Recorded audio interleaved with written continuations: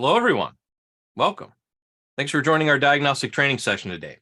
Now, if you have any questions throughout the session, if you're joining us on Zoom, just look at the top of the bottom of your screen. Wherever your Zoom controls are, you should see a little Q&A button. Click on that, type in your question, hit submit, and I'll get to those at the end of the session. If you're joining us on YouTube, just use the live chat function wherever it happens to be on your screen, and just send me a chat, and I'll get to those at the end as well. So my name is Jason Gabrinas. I'm one of Snap-on's national diagnostic technical trainers. Been in the training department the last 10 years now, starting my 10th year. 10 years or so traveling around North America, helping techs and shop owners get the most out of their diagnostic equipment. Before I did that, it was a couple years as a diagnostic sales rep with Snap-on. So I had about 30 different Snap-on franchisees I worked with, as well as the shops that they serviced in order to help everyone get the most out of their diagnostic needs. And before I did that, it was 8 years at Subaru. So I worked at a dealership, and over time, I guess, just became the default diag guy in the shop. So I always ended up with the drivability problems, the intermittent problems, the weird wiring problems that would show up on those cars. And that's really where I cut my diagnostic teeth, was trying to figure out all those weird head scratcher type cars that would come into my bag. And before that, a bunch of other miscellaneous engine jobs. Been a little over 25 years under hood experience for me. So our topic today is secure vehicle gateway systems. So it's more than just things you may be aware of, and there's definitely more coming down the pike. So we're going to talk about, what do I need to do as a scan tool user in order to work with these systems? And also at a high level, because every manufacturer is a little bit different, but generally speaking, they work in a pretty much a very similar way. There's a lot of background stuff that might be a little bit different, but by and large, they essentially work the same way. So it all started, though, way back in 2015. So that's what, 8 years ago now. Back 18. Wow, that's a long time ago. But anyways, these folks who we call white hat hackers. There's white hat hackers and there's black hat hackers. So white hat hackers are ones that are trying to help in the industry. They go in, they hack into code, and they say, hey, there's a vulnerability here. Let's maybe try and figure out how to fix this, or notify the manufacturer or whoever has the code. So they go in and they find all these vulnerabilities in Chrysler vehicles because their radio has Wi-Fi or LTE, right? So the radio has data, so that means it has an IP address. That means if you know the IP address of the vehicle, you can tap in, and there was nothing stopping the outside world from getting in. So they said, hey, this is a little bit of a problem, trying to tell the manufacturer, hey, this is a little bit of a problem. And, they didn't really pay attention to them, whatever. So they decided to do a demonstration. So they hooked up with this magazine called Wired, and they went out and they remotely hacked into this Jeep, and they were able to drive it around. Has electronic steering, has, turn the wipers on and off, flash the lights, whatever. They were able to, kind of drive the car down the road, just sending different commands over the bus.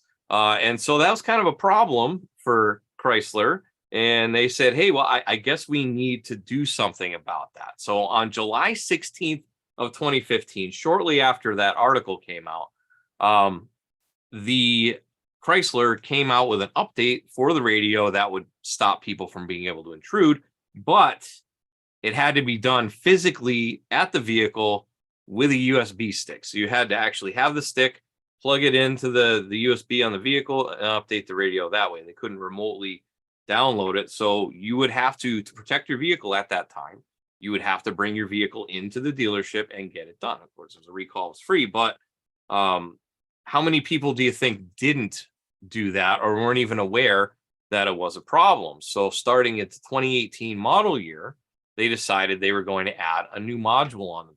So this was the secure gateway module. So it started in 2018 on FCA vehicles, a lot of them, and then 19 kind of brought in the rest. So they brought them in over time.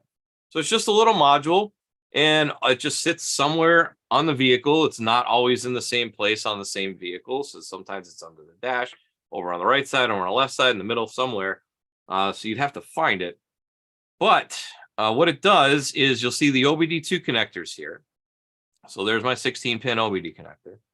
And then the bus wires come down and into this secure vehicle gateway before they go anywhere else. So the first place they go is there.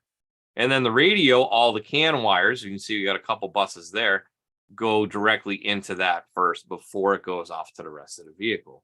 So in order to communicate from the outside world, anywhere in the outside world, so the radio or the OBD connector using a scan tool, you have to go through this box first.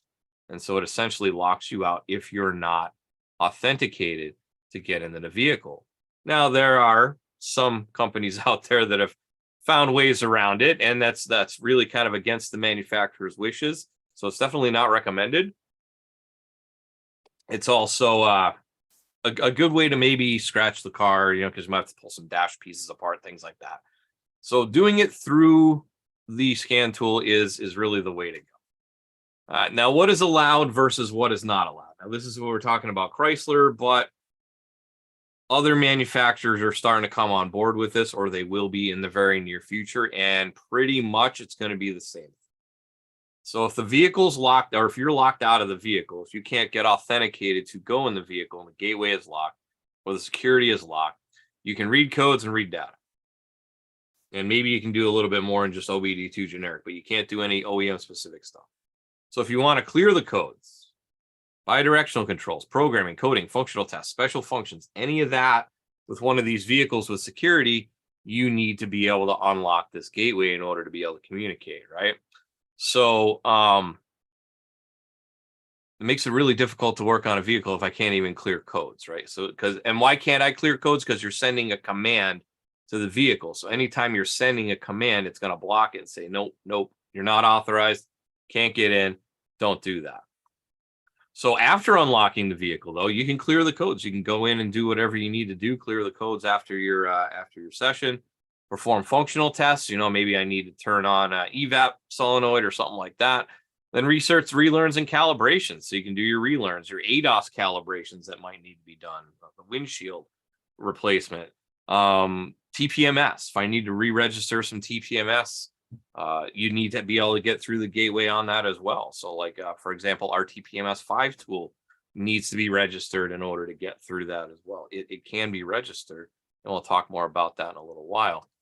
But how does it work? And we're going to talk really high level. This is essentially how it works. There's obviously code and computers and all sorts of other things in the background that do stuff that we're not really concerned about. So we got our scan tool here, and we got our secure gateway module on the vehicle here. And then we have our cloud up here. So that'd be anything web-based, cloud-based. So I'm going to send a request. Hey, I want to go in and I want to access this module. So it's going to go in here and it's going to say, all right, well, here's my secure ID. Here's my ID module for the module. Could be the VIN, which kind of depends on how the manufacturer does it. But I'm going to take that secure ID back into the tool. Then the tool needs to go up to the cloud. So it's going to take that secure ID that it got off the car, maybe the VIN. It's going to take the tool's ID, so the serial number of the tool, username and password if the manufacturer requires it. We know Chrysler does, but not every manufacturer does. So if I need a username and password, it takes that as well. Goes up to the server. If everything's good, it says, all right, we're good. You're authenticated. Sends an unlock code back down to the tool. The tool then sends that unlock code over to the module, and then the module says, all right, you're good. In you go. And all of it takes seconds, maybe 5-10 seconds. It's not a really long process as long as you have a good Wi-Fi signal. But as long as it goes in there, it gets the secure ID, sends it up, sends it back down, unlocks the vehicle. So it looks kind of like this. So I did some screen recordings on my Zeus. So it sends the serial number and the ID and the VIN, and then it requests authorization, comes back. Now it's unlocked. So that was in real time how long it took. It was seconds, mere seconds. Then I can go in, I can do my service resets. I can go and access anything else. It says it's available, right? So that's when everything works the way it should. And other manufacturers that support this, it's essentially the same things. They call it seed and key. They call it ID numbers, whatever. For all intents and purposes, that's what it is. I need to combine my identity in the vehicle with the identity of the tool, with my identity in sometimes with the AutoAuth username and password.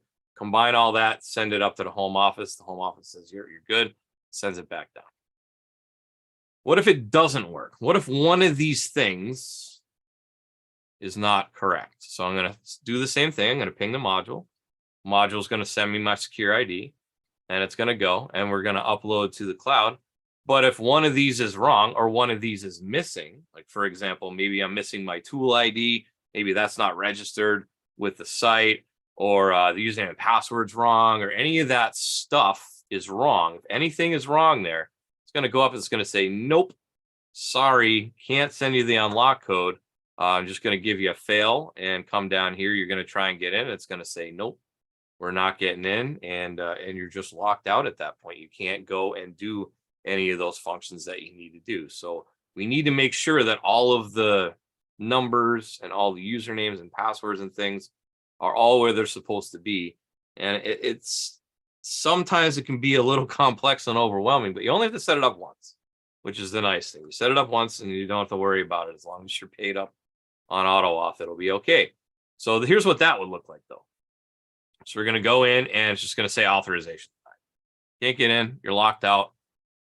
Nothing you can do. You hit continue, and it gives you a little limited security link there. It's going to maybe give you some limited things that you can do. Notice no service resets and relearns come up either. So it's going to be very, very limited as to what you can do with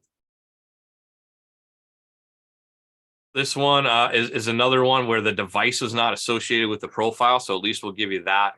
Let me back up there out of that screenshot. There we go.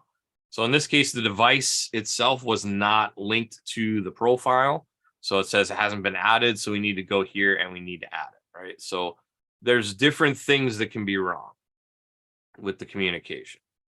So in that case, once again, you're locked out though, so you can't go.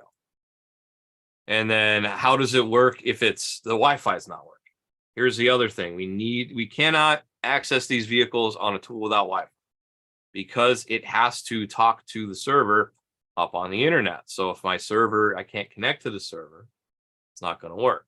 So I have to go in here, I'm going to ping it, secure ID comes back, and then we try to load everything up. But hey, I can't make it because I don't have Wi-Fi. We're trying to send it, but we don't have Wi-Fi. It's not even going to reach the cloud. It's not going to get an unlock code. And in that case, same thing. So you notice my internet's off and it says failed to start the session. I can't even go. You got to make sure the Wi-Fi is on.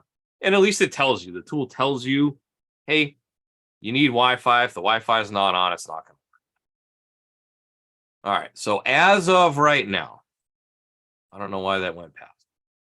Oh, being sneaky here. All right. Hold on a second. 1 second. I don't know why this is automatically. We need to fix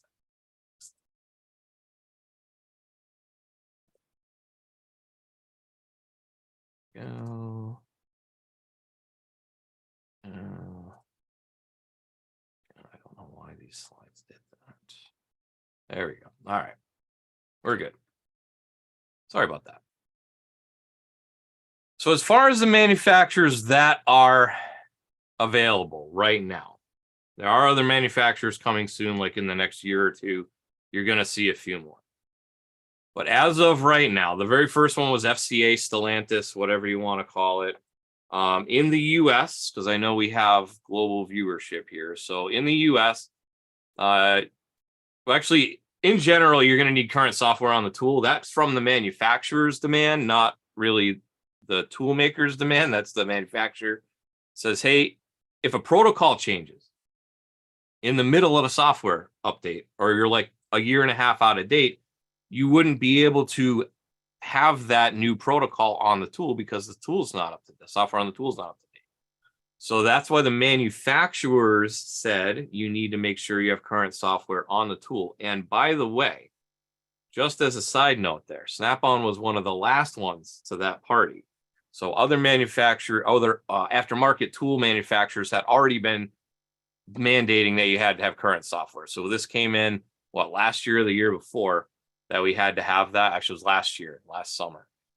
So we were one of the last ones on that. So now everybody's kind of on board with that. Need to have current software on the tool no matter what, no matter who the manufacturer of the tool is. You need to have an internet connection for that reason that we said there before. We have to be able to send that information to the server to get that unlock code.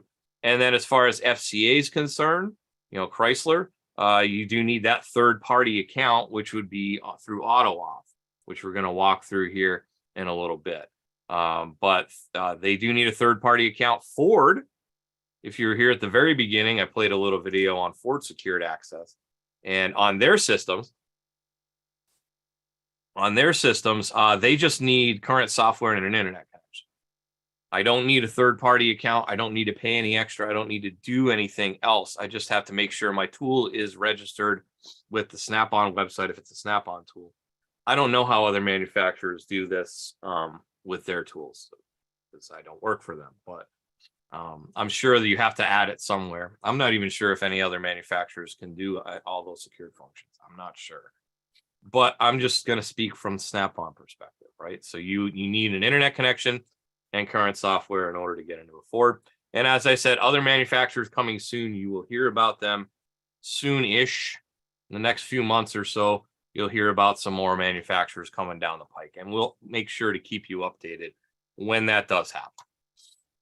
All right, so FCA's US requirements. The UK, it's a little bit different, but in the US, you need to have current software on the tool, internet connection, of course, and a current AutoAuth account. So AutoAuth would be who manages the tool security in the US for FCA. Over in the UK, it's FCA. You just go right to FCA and you go through them. Tool registered in your Snap-on account as well. So it not only has to be registered in AutoAuth, but you set up a free Snap-on Cloud account, and then you have to make sure it's registered there too, because that's kind of the intermediary that puts everything together and sends it off to AutoOff. Your AutoOff username and password also has to be correct, and it has to be registered in your Snap-on account as well. And your Snap-on account, like I said, is free, so then not much to worry about there. Just got to make sure everything's in the right spot. And then as far as Ford, current software needs to be on the tool. As we said, it's manufacturer requirement. You need to have that internet connection so it can send the unlock code, and the tool needs to be registered on your Snap-on Cloud account, because otherwise it won't know where to, it won't know where to go. So that has to be registered too. So we just got to make sure that we're in the correct spots and everything's in the right place. So let's walk through how we would do this on an initial setup on a tool. Okay, so first thing we need to do is, and this would be for any tool out there, if you want to talk to FCA vehicles, you need to have an AutoAuth account. So let's go to AutoAuth first. I'm going to open my browser. And it is AutoAuth.com. Very easy. It's actually webapp.autoauth.com, but it flips over. Okay. So here is AutoAuth. Now it changes periodically. It's made a couple visual changes, a couple other changes over the last couple years. But if you do need an account and you don't have one, you can register. Choose a username, put your email address in, first, last name, confirm your email address, password, pick a password, accept the terms and conditions. I already have an account, so I can't, I'm not going to make another one. But you would do that for your shop. You can also do that personally as well. So I'm going to add in my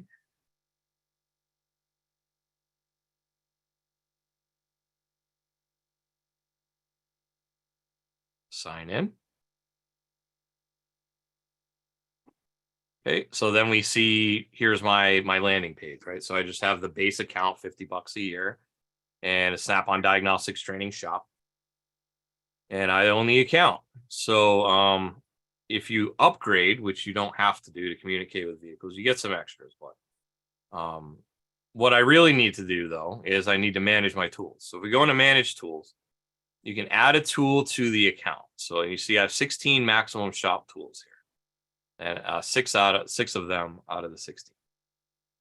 To add a tool, I can name it only if I'm a Plus subscriber, so you're not going to worry about that. But manufacturer, pick your tool manufacturer, whoever it is. So you can see that they support pretty much everybody that's out there. The manufacturer themselves, the tool manufacturer has to go in, make an agreement with AutoAuth and so on. So if you don't see it there, you'd have to talk to the tools manufacturer. But here we have Snap-on. And then the model, there's all other models, and then there's TPMS. So it's, like I said, the TPMS 5 works with this. So that would be separate if you're doing a TPMS. Otherwise, if it's a scan tool or anything else, you can just go in as other models. And then you must put the serial number in. You must put the serial number in there. Otherwise, it won't work. So where do I find my serial number? If it's a Snap-on tool, it's going to be on the back of the tool. It's also going to be inside your system settings or your setup tools. So if I go into system settings, there's a setting called Get Connected. We go in there, it's going to give me my serial number there. It also gives you a PIN code and an activation code. So here's another thing that you need to be aware of. And this is on any of our scan tools when you're on this screen. You do not want to register with AutoAuth or load your tool to the Snap-on account from the tool itself, like inside the software. You don't want to do it that way because every time you leave this page, it generates a new code. So if I leave and come back and leave and come back, it's going to be a different code and it's not going to work. So you need to just kind of leave this there, leave it open, either register it on a different device, or you can just pop open the browser. If you're on like a Zeus or a Verith, you can just pop open a browser window and do it that way. So you plug in the serial number there, and then it'll show up here. Okay, so that's AutoAuth. There's other things in there. There's like additional users you can use. You can add, if you have technicians and you're a shop owner, you can add technicians to your profile, things like that. And then you just have like your shop information, your profile information, things like that. So it's pretty straightforward. If you want to go and look, I mean, you can sign up for an account. You can have an account. Just if it's not paid up, it's $50 a year for the base account. It won't authorize it, but you can set up your own account and kind of look around and see what's going on. So that's AutoOff. So that's the first thing you would want to do. First step you'd want to do. That way you can access anything FC. Next thing we want to do is we want to go to Snapon Cloud. So that's altusdrive.com. altusdrive.com. And you can see it's going to load up. Now, if you don't have an account with it, it's free. Just go and create a visual. Pardon me. Just go to create individual account, follow the instructions, name, address, that sort of thing, and then you can set up your account. I, of course, have one. So I'm going to go in here and log in. And I have to have a technician account. Here's another thing that might be a frequently asked question. If you already have ShopKey or Mitchell, you already have a shop account with this. So it'd be the username and password for that shop account.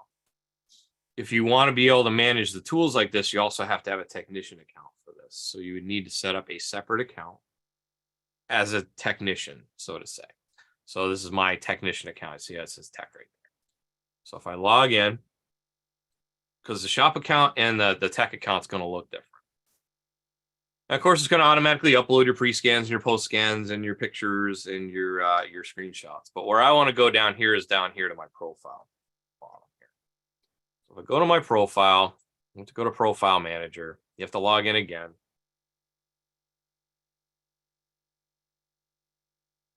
Because technically, you're going to a different website.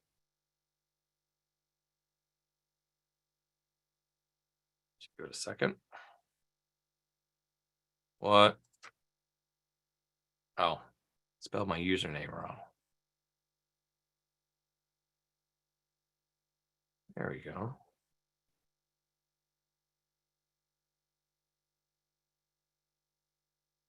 There we go. All right. So what we want to do is we're going to have all of our account information there. What we really need to worry about is these two right here. So device management and security links. So if I go into device management, you can see there's all my devices that are hooked up to the account. If I want to add one, I can just hit add device. You need the serial number, the PIN, and the code.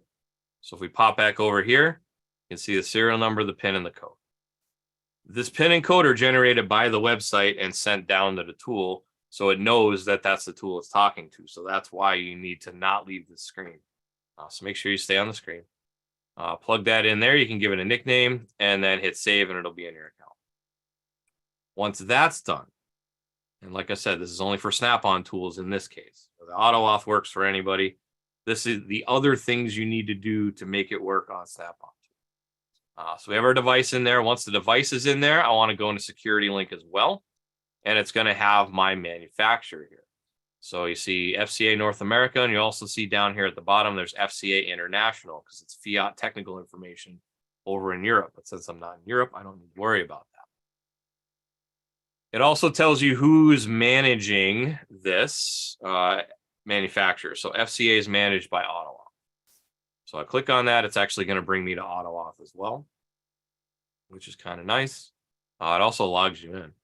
And then if you edit here, you would have to add this. And then you put in your username and your password and then confirm here. Now, if these don't match what you already had, like you already created your account, if these don't match, it will tell you it doesn't match, right?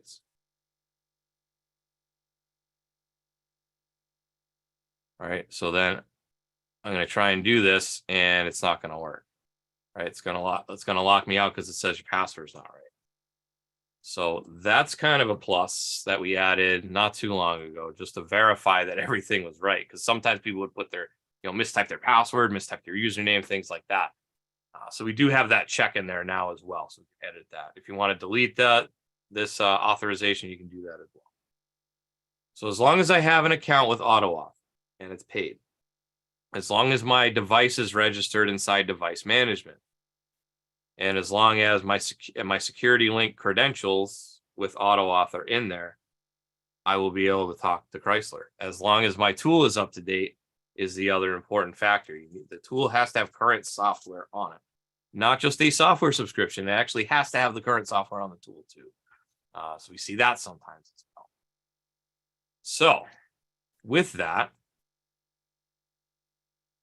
we would be hooking up the cars, and then we can, everything should work. And it doesn't take very long either. I did a couple videos on this a couple months ago, and just setting up the tool in the account and getting everything situated takes, maybe 15, 20 minutes. Then after that, as soon as you log the tool in, you're going to be able to communicate with cars. There's maybe like a couple minute delay. Server might need to reset, something like that, but it's not very long after you register, you're able to communicate with the vehicle. So one word of advice, maybe if you're not, willing to shell out the $50 to AutoAuth right away, that's fine. You can still set up your account and get everything working and everything ready. And then just, when you need to communicate with a Chrysler, maybe you don't communicate with them very often. And then when you need to, you just plug in your card and then you're good for a year, right? So there's all sorts of questions that we get asked about that. Hopefully I've answered most of them. If you have any other questions, feel free to use the chat function if you have any other questions with that. But that is my time for this class. So let's talk about next week. I was off for 2 weeks, so now we get 5 new classes. So at the end of the year, we do that little switch over, and now we're on to 5 new classes for the year. So next week, we're going to be talking next level lab scope. So people, the end of last year, I did a survey, and that's where some of these topics came out. And it was, what do you want to learn more about? How to use my scope better, or more advanced things that I might be able to do with my scope. So we'll talk about a few different things, maybe pressure transducers, ignition, talk through some of the functions you might not know are even there inside the scope, and Snap-on scopes, of course. And we'll talk through that. So same time, same place, 6 and 9 Eastern. If you want to register for Zoom, go to snapon.com/OT and register there. You can join me there. Otherwise, my 6 p.m. Eastern class goes to YouTube. So we're live on YouTube right now. If you go to youtube.com/Snapon Diagnostics, please make sure you give us a subscribe, like the video, share the video, ring the bell, all those things that they ask you to do on YouTube. But it really helps with the algorithm and everything. The more people we have subscribed, the better. And then you'll get notification anytime we go live or post new material. So once again, youtube.com/Snapon Diagnostics on the 6 Eastern. 9 Eastern, I go live to Zoom and Facebook. So if you're on Facebook, you can follow me over there. It's facebook.com/SnaponJason, all one word, no dash in the Snap-on. And you can watch it over there if you want. So we try to give you as many places as you can get free training for diagnostics. If you want to see any of our previous topics in this series, so we got ADAS, data bus testing, component testing we did a series on, forced induction, body electrical, HVAC, all these different things, 52 different episodes. This one's going to be number 53, all available up on YouTube. Once again, youtube.com/Snapon Diagnostics. There is a playlist for live training available there, so you can go check that out. Now it's time for Q&A. Looks like I got some good activity up there on YouTube there. on Zoom. If you do have any questions, just put them in the Q&A on Zoom. Before I do that, though, I'll give you a minute to type in your question if you have any. I want to make sure you also are aware that we offer free training on scan tools. As of right now, for at least the next month, it'll be Monday, Wednesday, Thursday. We might be combining one of the classes, but Monday, Wednesday, Thursday right now, 6 and 9 Eastern, 5 and 8 Central Time. Go to snapon.com/OT on the right-hand side of the page. You'll see Zeus, you'll see Apollo, you'll see Triton. Click on whatever class you want to take and register there. Those are only on Zoom. And it's my buddy Al, who's 33 years with the company, and he is a wealth of knowledge. He'll actually, if you need a refresher on how to set up your Snapon Cloud account, hook up your tool there. He has a good part of the session that he invests in that as well. So Mondays Apollo, Wednesdays Zeus, Thursdays Triton. The Monday class is about an hour long, and then Wednesday and Thursday they're about 2 hours long with a little break in the middle. So just make sure if you want some more training on those tools, check those out as well. All right, so let's go check questions. Zoom looks like we're clear. Over on YouTube, Abel, welcome. Thanks for joining us. You're always one of the first ones in. Quinn, welcome. Happy New Year to you as well. Nick, thanks for checking in from the UK. Let's see. Bikerman says if subscription isn't activated, you can't access even with the auto link. Yeah, so you do need to have an active software, up-to-date software, and a current subscription active on AutoOff. Let's see. Yep, you have to. Yep. So Bikerman saying from a little earlier, I hadn't gotten to it yet, I think is what it was. So I got a D10 and put on AutoOff, but had to go to Snap-on to put it in too. Yes, you absolutely do. You have to make sure it's in multiple places. Which kind of Chrysler's the only one that makes us do that. So far. So just so you know. Let's see. Nick again. Rocky, hello. Welcome. Anthony, NoFi.